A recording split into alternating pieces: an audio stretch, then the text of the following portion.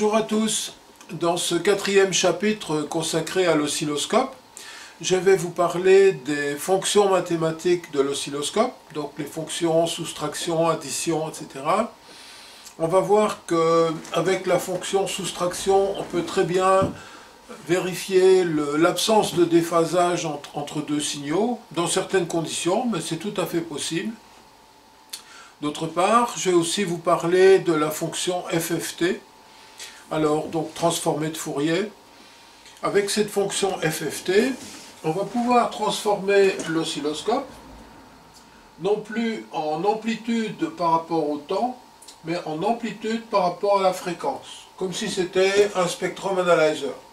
Bien entendu, vous n'aurez pas les mêmes possibilités qu'avec un vrai spectrum, donc vous aurez une plus faible sensibilité, vous n'avez pas la possibilité de jouer sur les bandes vidéo et sur la bande de résolution, mais néanmoins, ça vous permet quand même d'avoir une idée de ce à quoi votre signal ressemble sur le plan spectral, donc par rapport à la fréquence. Alors, si vous n'êtes pas abonné à la chaîne, merci de vous y abonner. Ça me fait plaisir de voir que mon travail vous intéresse. Et d'autre part, ce qui est surtout intéressant pour moi, c'est de voir vos commentaires. Donc, si vous appréciez la vidéo, si vous appréciez ce genre de sujet, enfin, si vous avez des questions complémentaires, etc. D'ici à ce que je vous lise, je vous souhaite une bonne vidéo.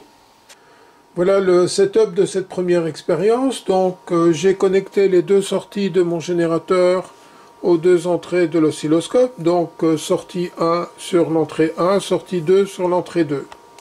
Au niveau du générateur, voilà les réglages, donc je demande une sinusoïde sur chaque sortie avec une fréquence de 10 kHz et une amplitude de 1 volt pic to pic, donc crête à crête. De plus, je demande l'alignement de la phase. Alors, comme on peut le voir sur le scope, donc j'ai bien deux sinusoïdes de 5 carrés d'amplitude, avec une sensibilité de 200 mV, ça me fait bien 1 volt pic to pic. D'autre part, on peut voir sur le scope que les deux sinusoïdes sont parfaitement en phase. Dans cette expérience, on va voir un exemple des fonctions mathématiques. Alors, sur mon scope, pour activer les fonctions mathématiques, j'ai une touche rouge là, qui est mat. J'appuie dessus et je vois apparaître une nouvelle trace en rouge. Alors, cette nouvelle trace en rouge sera le résultat de l'opération que je vais demander. Au niveau des opérations, j'ai le choix entre une soustraction, une multiplication ou une addition. Je vais choisir la soustraction. Il est fort possible, si votre scope digital est moderne, que vous ayez d'autres possibilités d'opération. Mais comme le mien n'est pas tout neuf, eh bien, je n'ai que ces trois opérateurs. Donc je choisis soustraction. Soustraction de quoi? Eh bien, j'ai le choix entre canal 2 moins canal 1 ou canal 1 moins canal 2. J'ai aussi la possibilité de régler la position de ma trace mathématique. Et j'ai la possibilité de régler la sensibilité, donc ici j'ai mis 200 mV par carré. Alors, pour l'instant, donc j'ai deux traces qui sont en phase, avec 1 volt pic to pic, et une fréquence identique de 10 kHz. Voyons ce qui se passe si j'augmente la valeur de l'amplitude du canal A. Donc ici, je vais passer de 1 volt pp à 1,1 volt pp. Alors on voit que la trace en jaune a légèrement augmenté, mais on voit aussi apparaître une résultante mathématique qui est en fait la différence entre 1,1 volt pp et 1 volt pp du canal 2. Et donc, si je regarde, j'ai à peu près 64 mV, 72 mV que j'additionne, ça fait de l'ordre de 130. Si j'enlève les 30 mV de bruit, eh ben, j'ai bien les 100 mV pic to pic que j'ai mis sur ma valeur de canal A. J'augmente encore et je vois que la résultante mathématique augmente au fur et à mesure que j'augmente l'amplitude du canal 1. Je reviens à 0. Donc là, j'ai de nouveau canal 1 égale canal 2 en amplitude. Voyons ce qui se passe maintenant si je mets un offset, c'est-à-dire si à ma trace en jaune, je superpose une tension continue. Alors, je vais régler un offset de 100 mV continu. Voilà, je vois que la trace en jaune s'est soulevée à peu près de 100 mV, mais je vois apparaître aussi les 100 mV sur la trace en rouge. Je mets 200 mV, voilà, je vois apparaître 200 mV sur la trace en rouge. Donc un carré, ça fait 200 mV, et ainsi de suite. Chaque fois que je vais augmenter l'offset du canal A, je vais avoir la trace mathématique qui va afficher cet offset. Une autre opération que je peux faire aussi, donc c'est, je ne change plus l'amplitude, je vais maintenant changer la phase entre les deux signaux. Donc, je demande à mon générateur de mettre un déphasage de 1 degré entre les deux signaux. Alors, sur les traces en elles-mêmes, on voit très peu de différence, mais si vous regardez la trace mathématique, on voit apparaître déjà une toute petite différence. Je vais augmenter la sensibilité.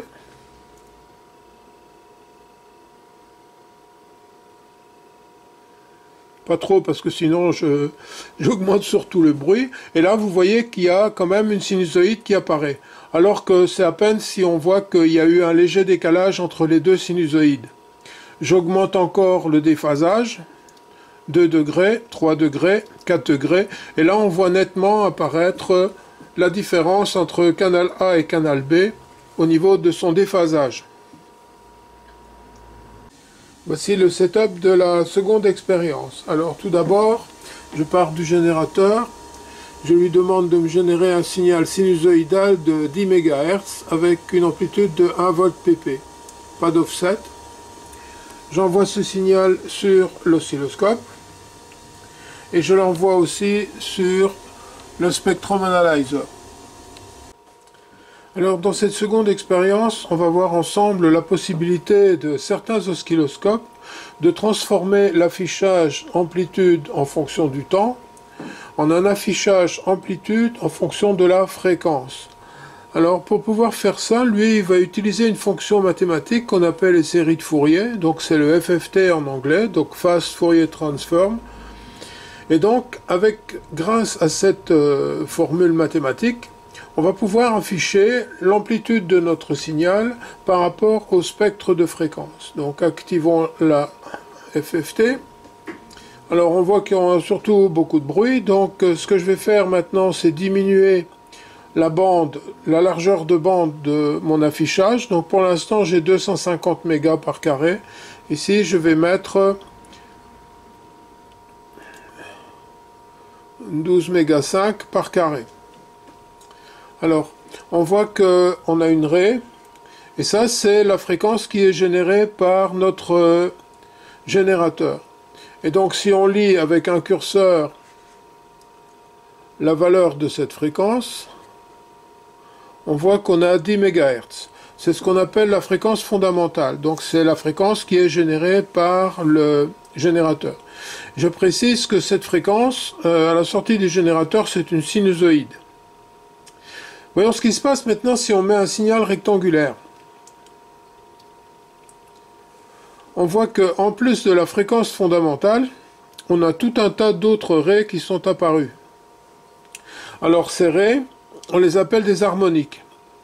Alors ça peut être des harmoniques paires, donc si c'est par exemple x2, x4, x6, x8, la fréquence fondamentale, ou des harmoniques impaires, si c'est x3, x5, x7, x9, la fréquence fondamentale.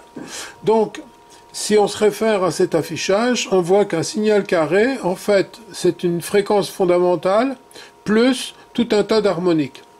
Alors, dans ce cas-ci, vous voyez que les harmoniques impaires sont beaucoup plus importantes que les harmoniques paires. Elles sont quasiment perdues dans le bruit. On voit juste des toutes petites raies là en bas. Donc vous avez ici l'harmonique 2, l'harmonique 4, 6, 8, et ainsi de suite. Là vous avez l'harmonique 3, 5, 7 et 9. Voyons maintenant sur le spectrum ce que ça va donner comme mesure. Donc on va comparer une mesure effectuée sur le Spectrum Analyzer par rapport à la mesure qu'on a pu effectuer ici avec les transformés de Fourier. Alors, qu'est-ce qu'on voit sur le spectrum? Eh bien, donc, je suis revenu au signal sinusoïdal de 10 MHz. Je vois que j'ai une raie et que, effectivement, la raie est bien à 10 mégas. Maintenant, je remets le signal rectangulaire et j'obtiens, comme tout à l'heure, une série d'harmoniques.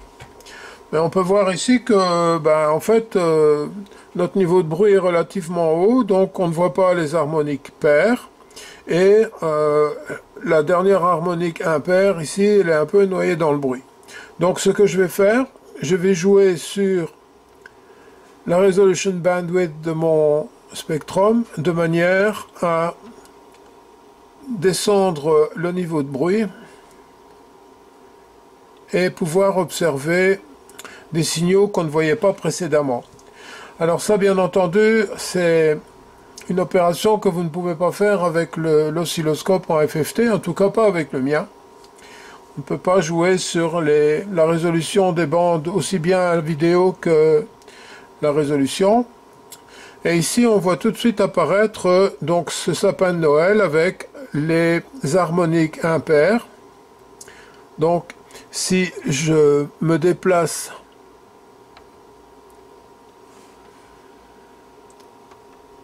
je vois que j'ai ici 30 mégas, donc ce sont bien les impairs, 50 mégas, 70 mégas, 90 mégas. Alors maintenant, je vais me déplacer avec le curseur pour aller voir les raies qui sont beaucoup plus bas. Et je vois que celle-là est à 80 mégas. Donc ici, on voit distinctement les harmoniques paires. Donc là, c'est 80. Je vais aller voir la 60. Voilà, 60 mégas. Puis je vais aller voir la 40.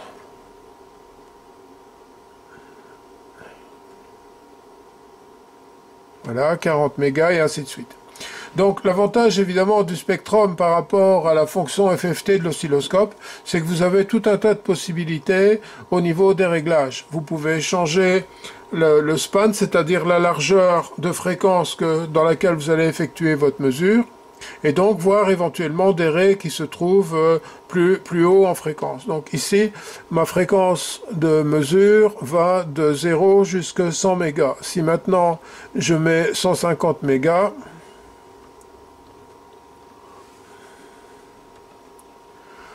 je vois qu'en réalité, je n'ai pratiquement pas d'autres harmoniques plus haut que la 3, 5, 6, 9e.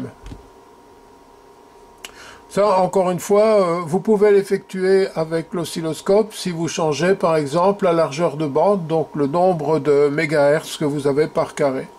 Alors, il faut faire attention sur le Spectrum Analyzer. L'échelle verticale, elle est logarithmique, elle n'est pas linéaire. Donc vous voyez, elle est exprimée en dBm.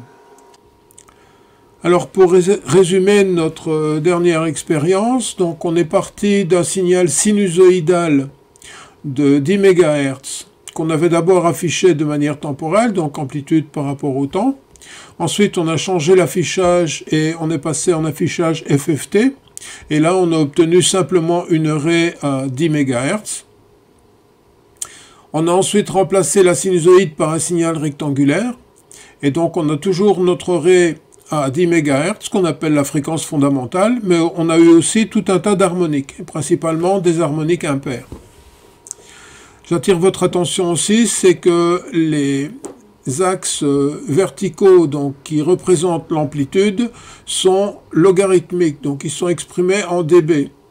Ce n'est pas linéaire, donc faites bien attention à ça, l'évolution évidemment est tout à fait différente. Voilà quelques exemples d'application des fonctions mathématiques et de la fonction FFT. Donc comme vous avez pu le voir, avec un simple oscilloscope, vous pouvez quand même avoir une idée de ce que votre signal représente de manière spectrale, donc dans la bande de fréquence. Imaginez que vous devez, pour une application particulière, générer une raie bien propre, sans avoir ce sapin de Noël derrière, eh bien vous serez obligé de créer un filtre qui va éliminer tout ce qui ne vous intéresse pas. Et pour créer ce filtre, c'est bien de pouvoir avoir ce genre d'affichage qui vous dit à partir de telle fréquence je coupe et j'élimine tout ce qu'il y a par la suite.